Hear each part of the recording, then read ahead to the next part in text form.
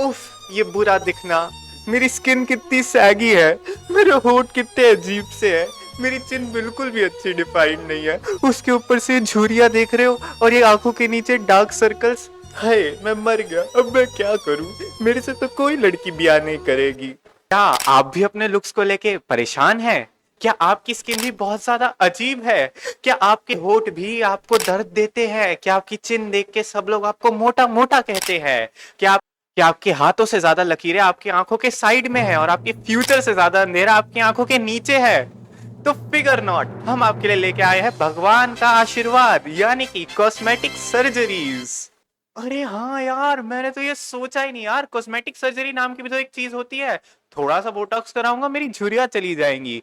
उसके बाद थोड़ा सा और ट्रीटमेंट करवाऊंगा तो मेरी आंखों के नीचे के डार्क सर्कल्स चले जाएंगे। फिर थोड़े से चिन फिलर्स डलवा लूंगा। उसके बाद थोड़ी सी ठुड्डी का काम करवा लूंगा। उसके बाद थोड़ी सी लिप जॉब करवा लूंगा। फिर एक नोज जॉब करवा लूंगा और एकदम गिगा चैड ऋतिक रोशन लगूंगा मैं।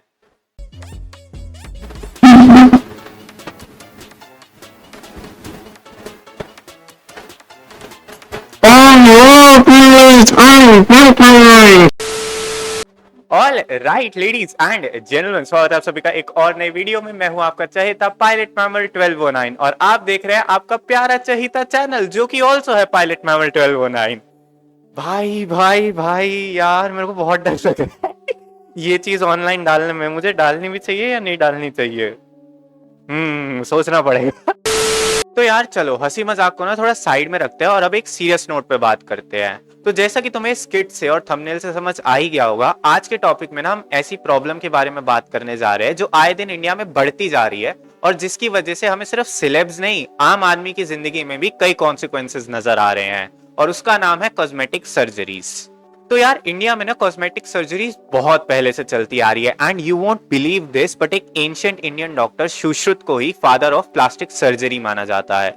उनकी ही लिखी हुई किताब द सुश्रुत संहिता से इंस्पायर होकर वेस्टर्न डॉक्टर्स ने कॉस्मेटिक सर्जरीज इन्वेंट करी थी। तो बात करें अब कॉस्मेटिक सर्जरीज की, तो ओवर द ईयर जो कॉस्मेटिक सर्जरीज की फील्ड है ना, ये बहुत ज्यादा डेवलप हुई है। तो पहले के टाइम पे ना बहुत ही नॉर्मल और सिंपल कॉस्मेटिक सर्जरीज ही होती थी, जैसे फॉर एग्जांपल किसी की नाक कट गई तो उसे वापस लगा देना, या फेस में किसी एक्सीडेंट की वजह से छोटी मोटी डिफॉर्मिटी आ गई, जैसे कोई स्कार आ गया तो उसे फिक्स कर देना।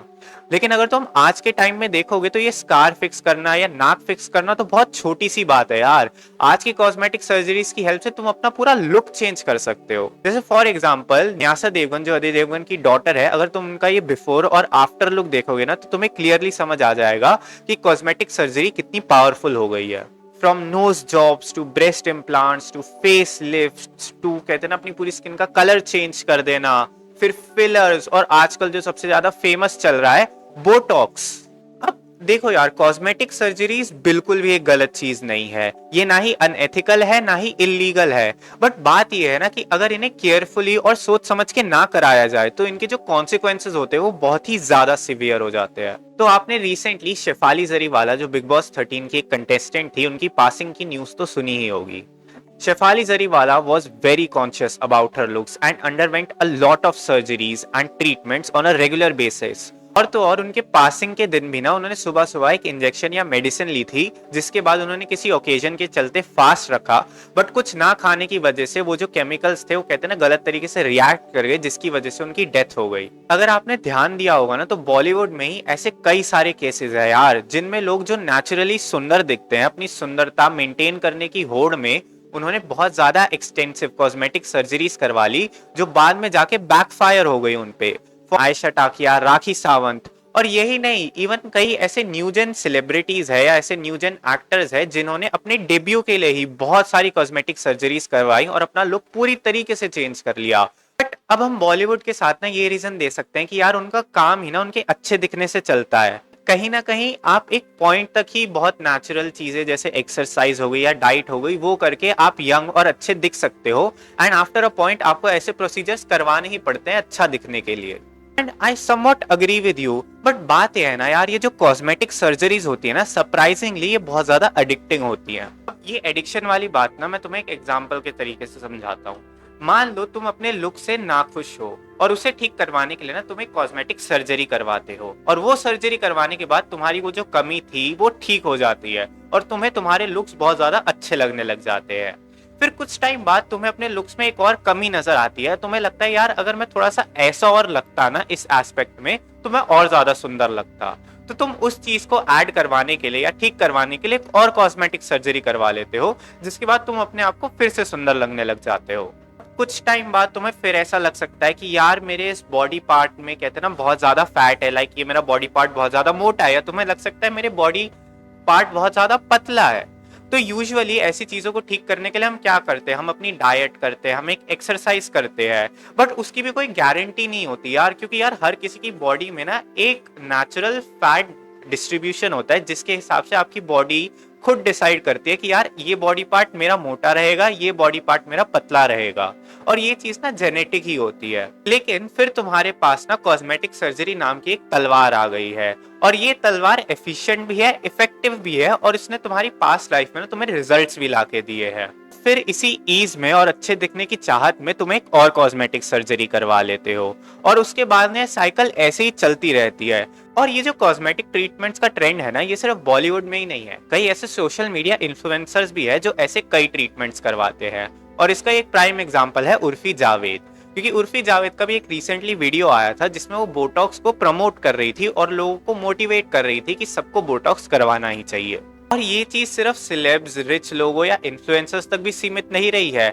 आजकल के जो मिडिल क्लास लोग हैं ना, वो भी जा जाके कॉस्मेटिक सर्जरीज करवा रहे हैं, जैसे कि बोटॉक्स हो गए या फिलर्स हो गए। अब नेचुरली एक क्वेश्चन ये आ जाता है कि लोग कॉस्मेटिक सर्जरीज के पीछे इतना पागल क्यों हैं, क्यों लोग इतने सारे कॉस्मेटिक ट्रीटमेंट्स करवा रहे हैं। वेल, इसका एक बहुत ही सिंपल सा आंसर है, लुकिज्म। तो यार सिंपल शब्दों में लुकिज्म मींस कि तुम्हें अपने लुक्स पे जज किया जाता है, और अगर तुम एक सर्टल सोसाइटी नॉर्म को मैच नहीं करते हो लुक्स के मामले में, तो तुम्हारे साथ डिस्क्रिमिनेशन होता है। ये चीज ना साउथ कोरिया, जहाँ पे के पॉप बहुत ज्यादा फेमस है, वहां पे बहुत ज्यादा प्रेवलेंट है। अगर तुम मेरा एक प्रीवियस वीडियो देखोगे तो मैंने उसमें बहुत अच्छे से एक्सप्लेन किया हुआ है कि साउथ कोरिया में कैसे प्लास्टिक सर्जरीज करवाने वाले जो क्लिनिक्स होते हैं उनकी एड्स हर जगह लगी होती है, और वहां पे अगर तुम एक स्टैंडर्ड लुक को मेंटेन नहीं करते हो या स्टैंडर्ड लेवल को मैच नहीं करते हो तो तुम्हें जॉब्स भी नहीं मिलेंगी। में ये चीज इतनी सीवियर तो नहीं है, बट कहीं ना कहीं लोगों के मन में एक सोसाइटल एंजाइटी जरूर है। इसमें उन्हें ऐसा लगता है कि अगर वो सुंदर नहीं लगे या अगर वो लोगों को सुंदर नहीं लगे तो उन्हें सोसाइटी का पार्ट नहीं रखा जाएगा, या फिर उन्हें लगता है उनसे कोई प्यार नहीं करेगा, उन्हें सब ऑस्ट्रेसाइज कर देंगे। अब देखो यार, जो भी मेरी मेल ऑडियंस है वो यही सोच रही होगी कि यार हाँ, कॉस्मेटिक सर्जरीज की प्रॉब्लम बहुत ज्यादा रियल है और बहुत ज्यादा कंसर्निंग तो है, लेकिन ये कहीं ना औरतों के अराउंड बेस्ड है। आदमी लोग इतना कॉस्मेटिक सर्जरीज नहीं करवाते हैं। And well, you are not entirely wrong but you are not entirely right. मर्दों में भी लुकिज्म की प्रॉब्लम बहुत ज्यादा बड़ी है। हाँ, मैंने माना कि मोस्टली जो कॉस्मेटिक सर्जरीज होती है वो फीमेल ही कराती है, मेल्स भी कराते हैं लेकिन कंपैरेटिवली बहुत कम नंबर्स में कराते हैं। मेल्स में जो लुकिज्म की प्रॉब्लम है ना, वो कहीं ना कहीं फिटनेस इंडस्ट्री में बहुत ज्यादा है, और इसी लुकिज्म की वजह से तुमने सुना होगा कि जो भी एथलीट्स होते हैं या जो भी बॉडी बिल्डर होते हैं या जो भी लोग होते हैं जो कहते हैं ना एक पीक फिजिक अचीव करना चाहते हैं, वो कभी कभार बहुत ज्यादा स्टेरॉइड अब्यूज कर लेते हैं, जिसकी वजह से उन्हें बहुत ज्यादा नेगेटिव रिपरकशंस फेस करने पड़ते हैं।